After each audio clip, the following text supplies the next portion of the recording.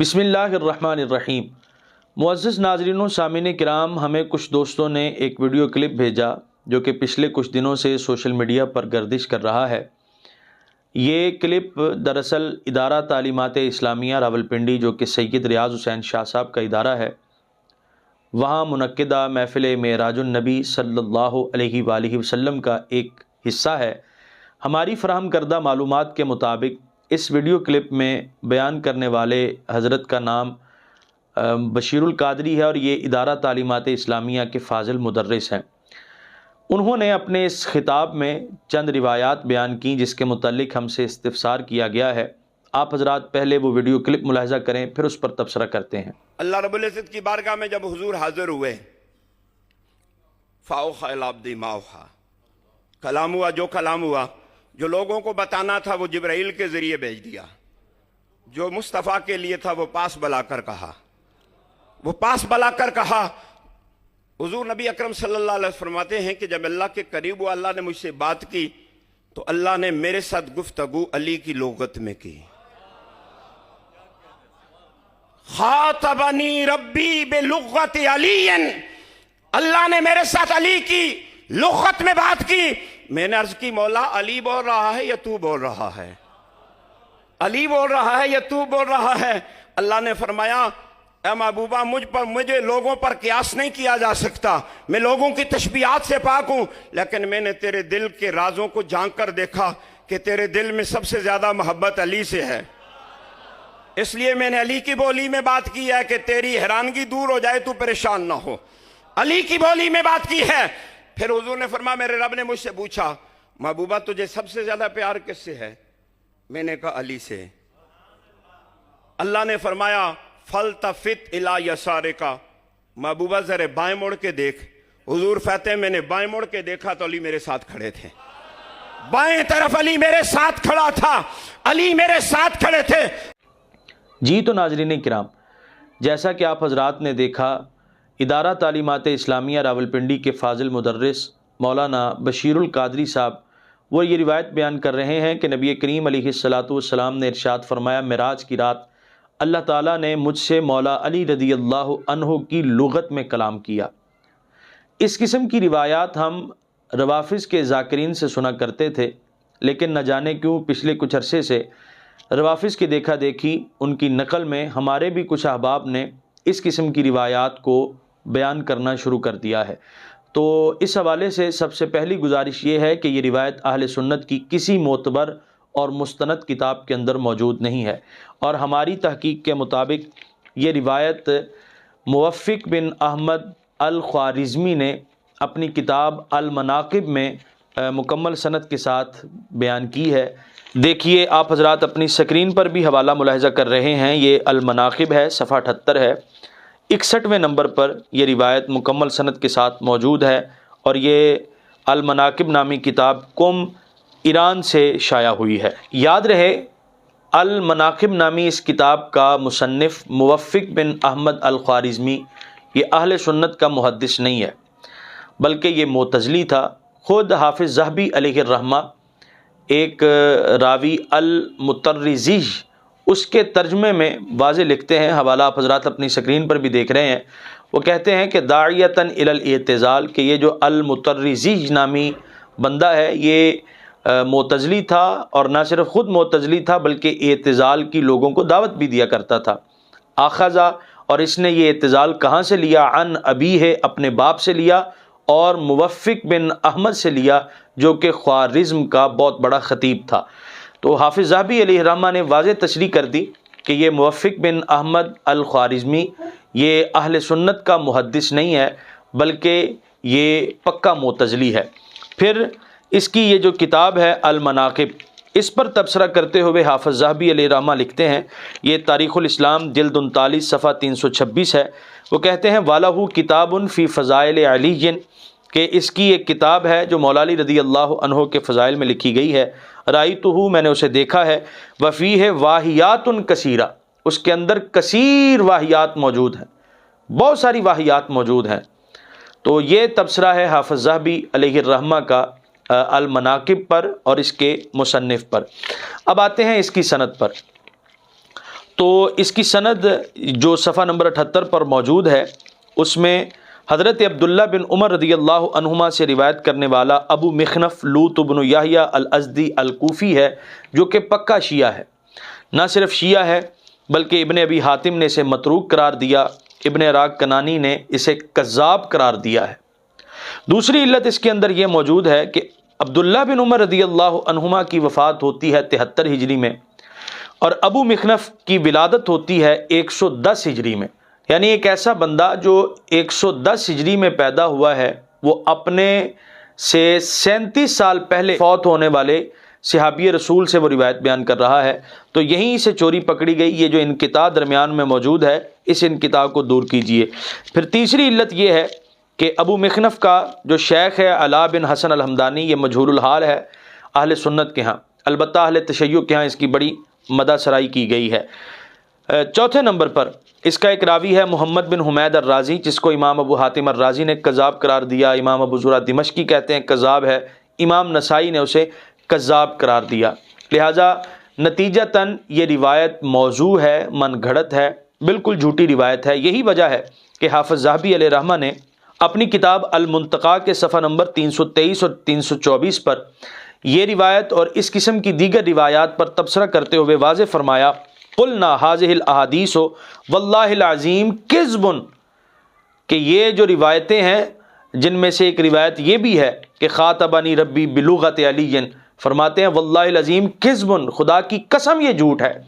اور آگے کہتے ہیں اللہ کی لعنت ہو جس نے اس کو گھڑا اور اس کو وضع کیا، اور پھر آگے کہتے ہیں اللہ کی لعنت ہو اس پر بھی جو حضرت مولا علی رضی اللہ عنہ سے محبت نہیں کرتا۔ یعنی یہ جھوٹی روایات یہ محبت مولا علی رضی اللہ عنہ کا معیار نہیں قرار دی جا سکتی۔ لہٰذا ادارہ تعلیمات اسلامیہ کے فاضل مدرس مولانا بشیر القادری صاحب کو اپنی منصبی ذمہ داریوں سے قطع نظر نہیں کرنا چاہیے تھا، بلکہ ان کا خیال رکھتے ہوئے اس قسم کی موضوع روایات کو بیان کرنے سے بچنا چاہیے تھا۔ امید ہے آئندہ انشاءاللہ العزیز احتیاط کریں گے۔ اور پھر دوسرے نمبر پر درایتاً بھی اگر اس کو دیکھا جائے تو نبی کریم علیہ الصلاۃ والسلام ارشاد فرماتے ہیں کہ میں نے جب مولا علی رضی اللہ عنہ کی زبان میں کلام سنا تو میں نے پوچھا یا اللہ یہ تو بات کر رہا ہے یا اے علی تم بات کر رہے ہو؟ تو وہ نبی پاک علیہ الصلاۃ والسلام جن کے اس معراج کے سارے دورانیوں کو لے کر اللہ تعالیٰ کا کلام ارشاد فرماتا ہے وَالنَّجْمِ إِذَا هَوَىٰ مَا ضَلَّ صَاحِبُكُمْ وَمَا غَوَىٰ، اس پیارے محبوب علیہ الصلاۃ والسلام کو آپ مغالطے میں ڈالنا چاہتے ہیں تو اس قسم کی روایات کو بیان کرنا ہرگز و قطعاً درست نہیں ہے، کیونکہ ایک تو یہ سند کے اعتبار سے بھی جھوٹی روایات ہیں، اور دوسرا درایتاً بھی یہ نبی کریم علیہ الصلاۃ والسلام کے شان شان نہیں۔ پھر دوسرے نمبر پر موصوف نے جو روایت بیان کی آپ حضرات پہلے وہ سن لیں، پھر اس پر تحقیق پیش کرتا ہوں۔ آخری بات کرتا ہوں، اس پر بھی حیران نہ ہو، حضور نے فرمایا انا ولی من نور واحد، یہ نہ ایرانوں کے علی ادھر کیسے چلے گئے، حضور کہتے ہیں میں تو علی ہے، دونوں ایک نور ہیں۔ مسند امام احمد کی روایت ہے بین ید اللہ تعالی قبل ان یخلق آدم 14,000 سنہ، آدم کے 14,000 سال تخلیق سے پہلے میں اور علی اللہ کی بارگاہ میں ایک ہی نور کی صورت میں موجود تھے۔ یہ حیرانگی کی بات نہیں ہے۔ حضور فرماتے ہیں اللہ نے مجھے ایک خلعت پہنائی، وہ خلعت میں نے پہنی تو مجھے خیال آ گیا، پھر امت یاد آ گئی، میں نے عرض کی مولا یہ میں کسی اور کو بھی دے سکتا ہوں؟ رب کائنات نے فرمایا ہاں دے سکتے ہو جو اس کا حق ادا کرے، یہ جواب جو دے اس کو دے دینا۔ حضور زمین پر آئے، مختصر میرے آقا کریم نے ابو بکر سے پوچھا، عمر سے پوچھا، عثمان سے پوچھا، ہر ایک نے اپنے سونے سونے جواب دیے۔ کسی نے کہا صدق پھیلا دوں گا، اس کا حق کس طرح ادا کروں گا؟ عمر نے کہا عدل پھیلا دوں گا، اس کا حق کس طرح ادا کروں گا؟ عثمان نے کہا حیا کی خیرات دوں گا لوگوں کو، اس کا حق کس طرح ادا کروں گا؟ فرمایا علی ویر تو کیا کرے گا اگر یہ خلعت میں تجھے پہنا دوں؟ مولا علی نے چونکہ ابو تو راب تھے تو عاجزی سے جواب دیا، عاجزی سے جواب دیا یا رسول اللہ بس اس کا حق کسی طرح ادا کروں گا، جتنے بھی عیب والے ہوں گے گناہ گار ہوں گے علی اس کو ان کے اوپر پردے کے طور پر ڈال دے گا، سب کی ستاری فرمائے گا۔ میرے مصطفیٰ کریم نے وہ خلت اتار کر علی کو پہنا دی، فرمایا علی یہ لے لو، اس لیے کہ یہ تجھے ہی اللہ نے دینے کو کہا ہے، یہ جواب تیرا خدا کے جواب کے مطابق ہے، چونکہ مصطفیٰ پہ نبوت ختم ہونی تھی، علی سے ولایت شروع ہونی تھی، جو صبح قیامت تک امام مہدی تک چلنی تھی۔ مصطفیٰ کریم نے امامت کی خلعت مولا علی کو پہنائی، پھر یہ حسن کو ملی، پھر حسین کو ملی۔ جی تو ناظرین کرام، موصوف روایت بیان کر رہے تھے کہ نبی کریم علیہ السلام نے ارشاد فرمایا کنت انا وعلی نورم بین یدی اللہ قبل ان یخلق آدم، کہ میں اور علی نور تھے حضرت آدم علیہ السلام کی تخلیق سے اتنے ہزار سال پہلے اللہ کے ہاں۔ تو موصوف یہ روایت پڑھتے ہوئے کہہ رہے تھے کہ مسند احمد کی حدیث پڑھ رہا ہوں، ہمیں تلاش بسیار کے باوجود یہ روایت مسند احمد میں نہیں ملی، البتہ امام احمد بن حنبل کی کتاب ہے فضائل الصحابہ، اس کی جلد 2 صفحہ 662 پر 1130ویں نمبر پر یہ روایت مکمل سند کے ساتھ موجود ہے، لیکن یہاں بھی اس کا مرکزی راوی حسن بن علی بن زکریہ العدوی البصری ہے، جس کے متعلق ابن عدی، ابن حبان وغیرہ نے صاف لکھا یازا الحدیث وضاع کہ یہ حدیثیں گھڑنے والا تھا، لہٰذا حسن بن علی بن زکریہ العدوی کی وجہ سے یہ روایت بھی موضوع اور من گھڑت قرار پاتی ہے۔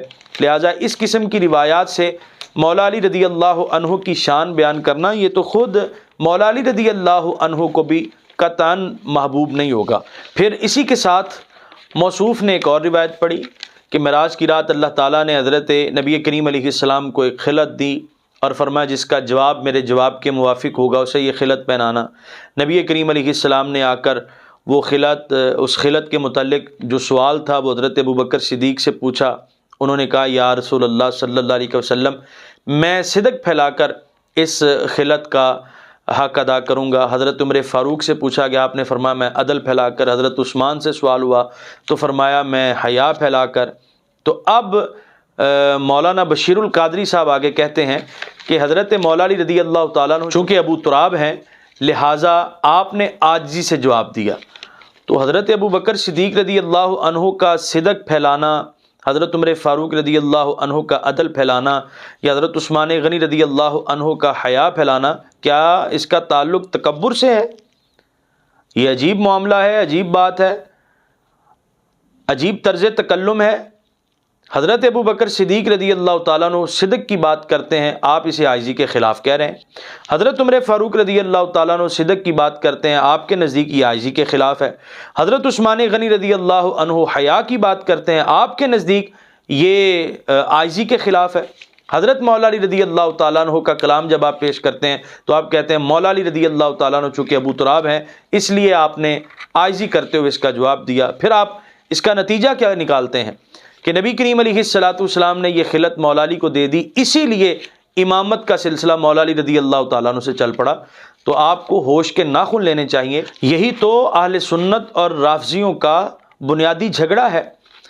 اہل سنت اور رافضیوں کے ہاں ماں بہن نزاع مسئلہ امامت ہے، اور آپ نے وہی بات کر دی رافضیوں والی۔ یہ تو رافضیوں کا عقیدہ ہے کہ نبی کریم صلی اللہ علیہ وآلہ وسلم کے بعد حضرت مولا علی رضی اللہ تعالیٰ عنہ امام ہے۔ تو آپ کو ہوش کے ناخن لینے چاہیے۔ ہمارے بزرگوں نے واضح اور دو ٹوک لکھا کہ اہل سنت کا یہ عقیدہ ہے نبی کریم صلی اللہ علیہ وآلہ وسلم کے بعد امام مطلق حضرت ابوبکر صدیق رضی اللہ تعالیٰ عنہ ہے۔ لہٰذا آپ سے گزارش ہے کہ آپ اپنے اس طرز تکلم پر غور فرمائیے اور آئندہ اس قسم کے کلام سے احتیاط کیجیے۔ وما توفیقی الا باللہ۔